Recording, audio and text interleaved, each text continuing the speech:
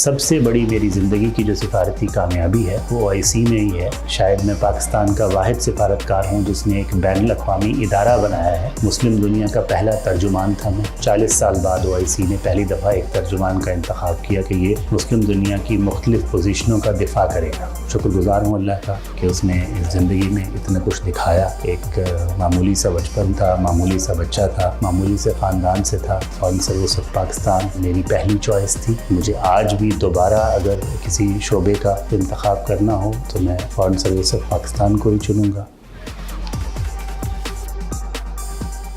بسم اللہ الرحمن الرحیم۔ میرا نام رضوان سعید شیخ ہے۔ میں اس وقت امریکہ میں پاکستان کے سفیر کے طور پہ خدمات سر انجام دے رہا ہوں۔ بہاولپور سے میرا تعلق ہے، تو ابتدائی تعلیم میں نے بہاولپور میں ہی حاصل کی۔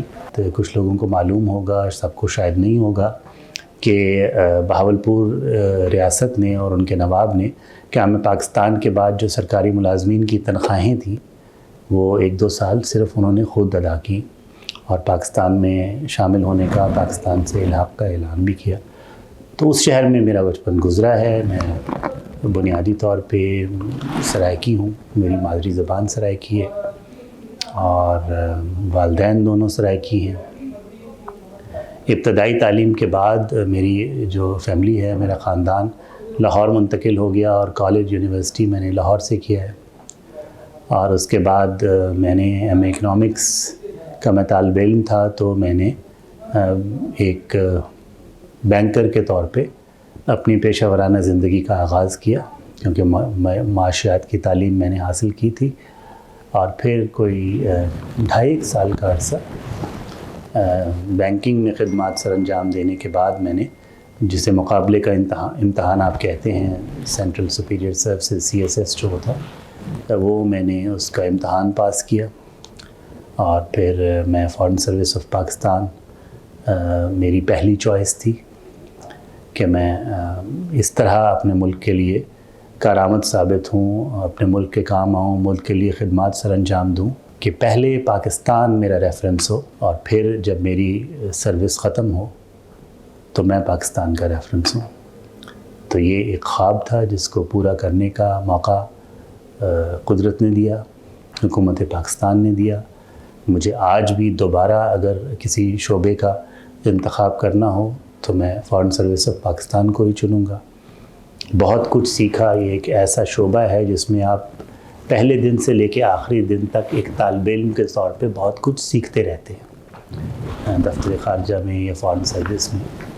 تو بہت کچھ دیکھا بھی۔ کچھ چیدہ کامیابیاں یہ ہیں کہ میں جنیوا میں ترقی پذیر ممالک جو G77 اینڈ چائنا جس گروپ کو آپ کہتے ہیں، اس کے 134 ممالک رکن کے لیے میں لیڈ نیگوشیٹر تھا۔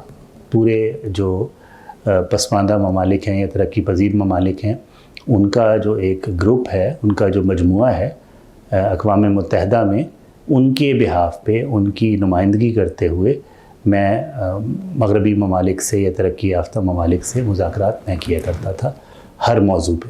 اسی طرح جو غیر وابستہ تنظیم ہے، naan line movement, Asian group, تو کافی سارے کو 20 کے قریب ایسی بڑے پروسیسز تھے ملٹی لیٹرل نیگوسیشنز کے، ہمہ جہتی مذاکرات کے، جس میں میں نے ایک لیڈرشپ کا رول جو ہے وہ ادا کیا اور میں ان کو لیڈ کرتا رہا۔ تو اس میں بہت زیادہ سیکھنے کو موقع ملا، اس میں کہ سفارتکاری کیسے ہوتی ہے، مذاکرات کیسے کیے جاتے ہیں۔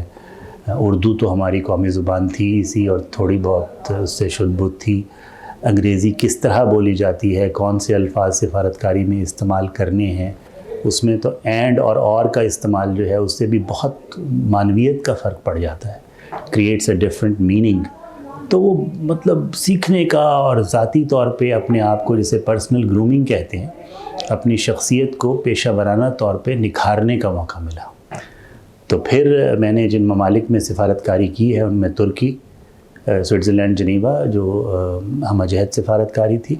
پھر میں نے کوئی 10 سال OIC میں مختلف جو ہے وہ حیثیتوں میں خدمات سر انجام دی ہیں۔ میں سعودی عرب میں تقریباً 10 سال رہا ہوں۔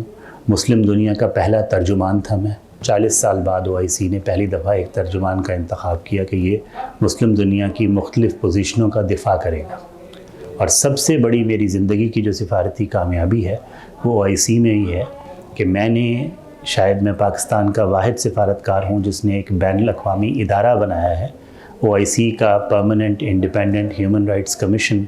میں نے اس کے فرام اسکریچ جسے کہتے ہیں نا وہاں سے لے کے اور اس کا اسٹیچوٹ اس کا الیکشن پہلے جو اس کے 18 کمشنر منتخب ہوئے وہ پھر اس کو لے کے کیونکہ ترجمان بھی تھا مغربی دنیا میں واشنگٹن برسل لنڈن فرانس ان کو لے جا کے ان کی مارکیٹنگ کرنا کہ اسلامی دنیا نے خود اپنا انسانی حقوق کا کمیشن بنایا ہے ہماری حکومتوں نے اور ہم اب ایک انٹروسپیکشن میں جائیں گے اپنا ایک داخلی جائزہ لیں گے کہ کس طرح انسانی حقوق کی صورتحال کو ہمارے ممبر ممالک میں OIC اقوام متحدہ کے بعد دنیا کی سب سے بڑی بین الاقوامی تنظیم ہے 57 ملک ہیں تو کس طرح وہ اپنے ممالک کے اندر اپنے قوانین کو انسانی حقوق کے تقاضوں سے ہم آہنگ کریں گے اور اپنے جو پریکٹس ہے عملی دائرے کے اندر بھی اس کو جو ہے وہ ترجیح دیں گے اور اس پہ عمل درآمد کریں گے. وہ کام کیا گیا اور پھر میں نے واشنگٹن میں بھی اسی طرح جس طرح سعودی عرب میں بارہا خدمات انجام دی ہیں.